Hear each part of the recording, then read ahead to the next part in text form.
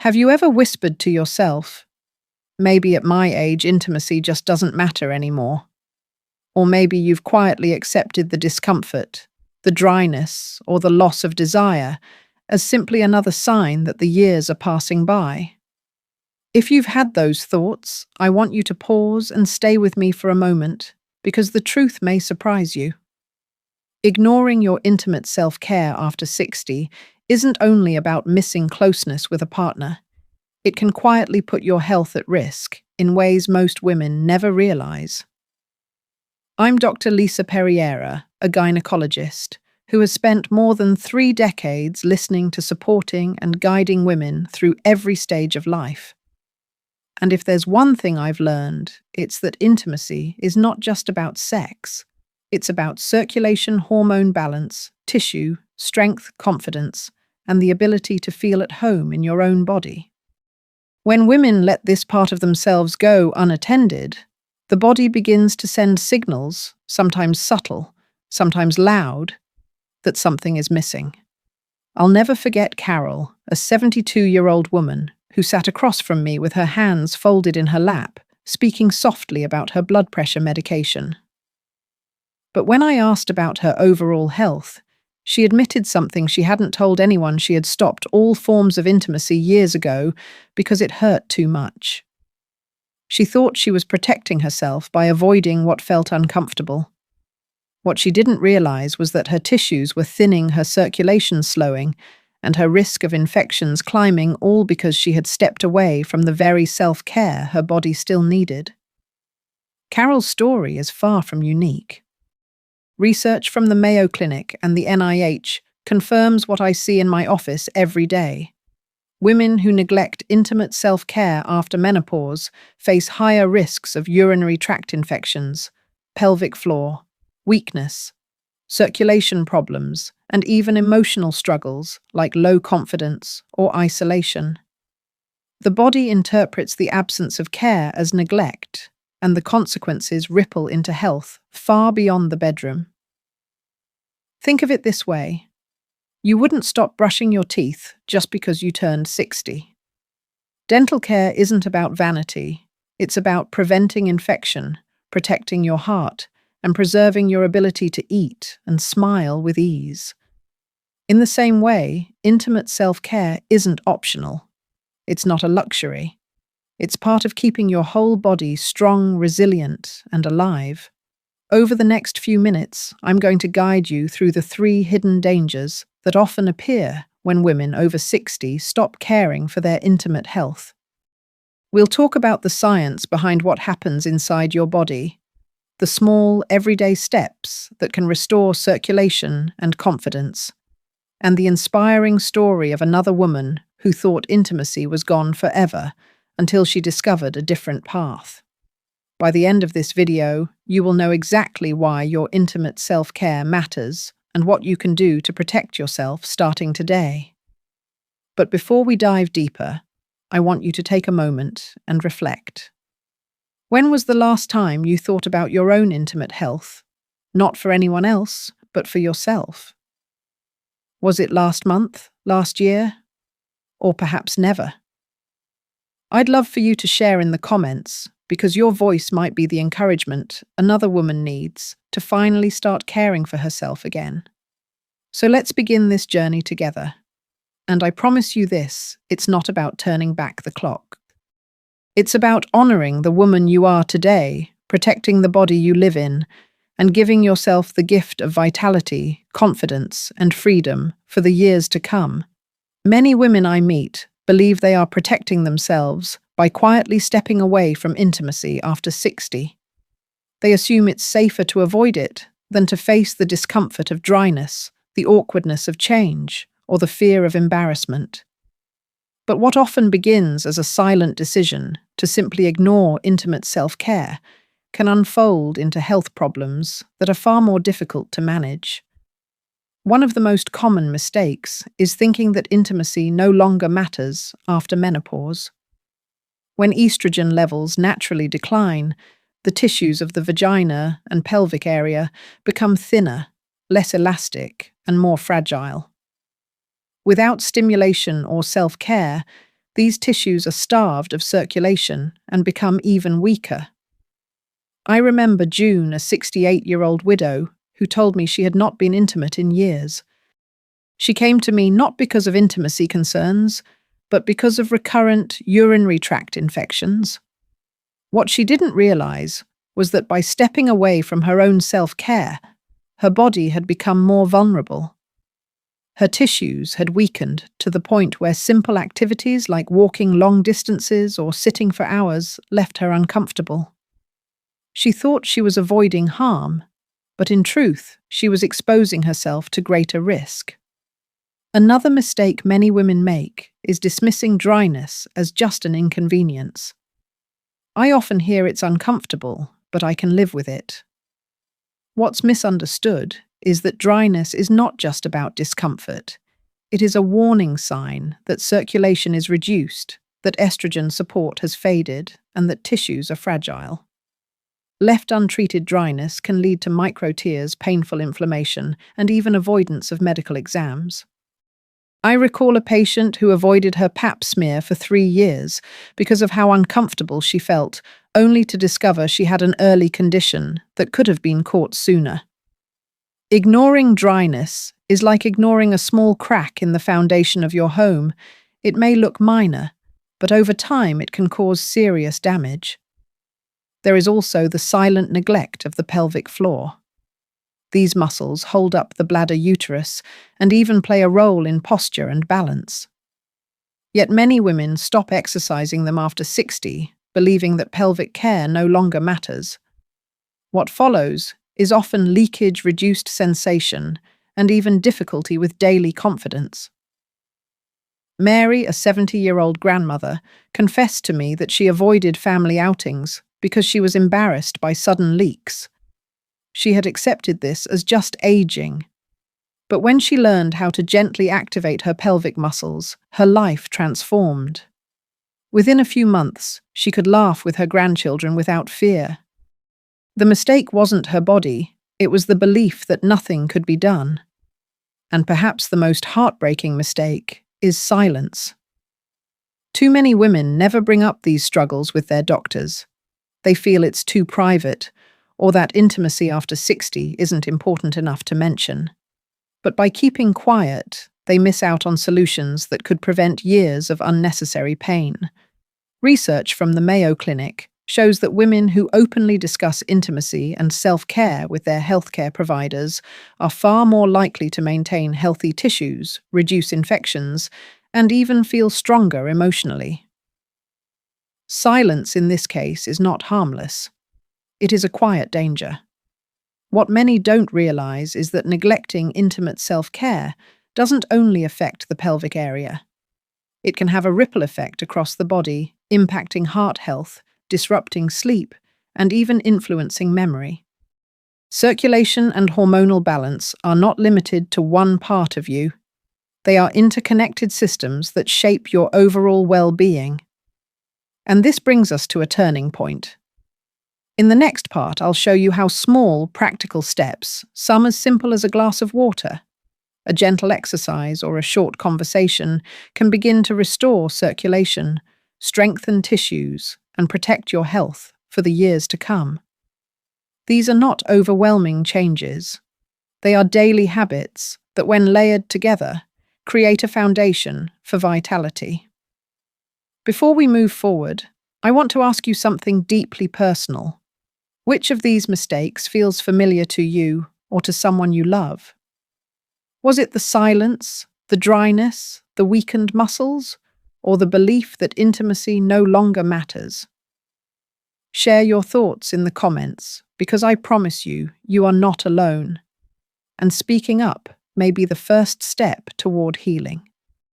The beautiful truth is that even if you've neglected intimate self-care for years, your body still wants to respond. The tissues, the circulation, even your confidence can begin to recover once you start giving yourself the right support. And the changes don't need to be overwhelming. They can begin with the smallest, simplest steps. Something as basic as drinking enough water each day helps more than most women imagine. Hydration keeps your tissues supple. supports natural lubrication, and improves overall circulation. Pair that with a 10-minute brisk walk, and you're already sending oxygen-rich blood back to the pelvic area, which is what keeps tissues strong and alive. Some women also find that adding a gentle, natural moisturizer like aloe gel or a light oil quickly relieves dryness. Teresa, a retired librarian in her mid-60s, told me she thought she would simply have to live with discomfort. But after just 2 weeks of paying attention to hydration and using a simple moisturizer, she looked at me in amazement and said, "Dr. Perriera, it feels like my body has woken up again." Once you begin to feel these small improvements, the next step is consistency. The pelvic floor muscles are the unsung heroes of women's health. They not only support the bladder and uterus, but also play a major role in intimacy. When you gently engage these muscles every day, even just for 5 minutes, while brushing your teeth, you're building a foundation of strength that protects you from leakage and increases sensation. Adding gentle movement like yoga or Pilates, or even a simple bridge exercise on your living room floor, enhances both your core and your pelvic circulation. Nutrition plays its part as well. Omega-3 rich foods, such as salmon walnuts and flaxseed, improve blood flow and reduce inflammation, creating healthier tissues. Rosa, a 70-year-old grandmother I worked with, began adding a spoonful of flaxseed to her morning oatmeal and practicing light yoga. She came back months later, not only with improved intimacy, but also with less stiffness in her joints and better sleep. Her story reminded me of how interconnected every part of the body truly is. Long-term care is where the deepest transformation happens. Many women believe that once they stop being sexually active, pelvic exams are no longer necessary. But regular checkups remain essential because early signs of tissue thinning, prolapse, or infection can be managed effectively when caught early. Some women also benefit from low-dose vaginal estrogen or other doctor-guided therapies that restore tissue health. These aren't about chasing youth. They are about protecting comfort, preventing complications, and ensuring your body continues to support you. And perhaps one of the most powerful long-term choices is nurturing emotional and relational intimacy. Women who allow themselves to feel connected to a partner, to friends, to themselves, tend to show better circulation, less stress, and greater resilience. Intimacy in this sense is not only physical, it is deeply emotional and protective for your overall health. When you put all of these together, the water, you drink the movement, you choose the food you eat, the care you seek from your doctor, and the way you nurture your own emotional life, they form a powerful shield against the silent dangers of aging. Every small step you take creates a ripple that touches every corner of your well-being. And here's something to think about. What if these small steps didn't just help your intimacy, but also your heart, your sleep, even your memory? In the next part, I'll share the inspiring story of a woman who believed intimacy was lost to her forever until she decided to take these small actions. The transformation she experienced may change the way you think about your own future. But for now, I want to hear from you. If you could choose just one small step to begin today, what would it be? Would you start with a glass of water, a short walk, a few minutes of pelvic exercise, or perhaps making that long-delayed doctor's appointment? Share it in the comments, because sometimes the smallest decision is what sets everything else in motion. There's one story that has stayed with me for years because it captures exactly what I want every woman watching this to understand. A woman I'll call Eleanor, 67 years old, came into my office with a mixture of embarrassment and sadness. She told me she hadn't felt like herself in years. Intimacy had completely disappeared from her life, not just with her husband, but with her own sense of identity as a woman. She described feeling disconnected from her body as if the part of her that once gave her joy and closeness had gone silent. For a long time, she thought this was simply the price of aging. As we talked, she admitted she had been avoiding even the most basic self-care. She didn't want to touch her own body, she didn't want to speak about dryness, and she didn't want to acknowledge the changes happening to her. "It's easier to ignore it," she whispered, "than to be reminded of what I've lost." But what she didn't realize was that by ignoring her intimate health, she was creating more harm, more infections, more discomfort, and more distance from her partner and herself. I explained to Eleanor that the body works a lot like a garden. When a garden is watered, exposed to sunlight, and cared for, the plants stay strong and bloom season after season. But when the soil is left dry and untouched, weeds and cracks begin to appear. Intimate self-care is like tending to that garden. The tissues need circulation, the muscles need gentle strength, and the body needs attention to remain healthy. Neglect is what allows fragility to grow. That metaphor struck her deeply. She later told me she hadn't thought of her body as something that could still bloom even after menopause. Together, we began with the smallest steps. She added hydration, gentle moisturizers, and 5 minutes of pelvic floor exercise to her mornings. She walked daily with her husband, not for exercise alone, but to share time and connection. Within 3 months, Eleanor noticed fewer infections, more energy, and most importantly, she began to feel like herself again.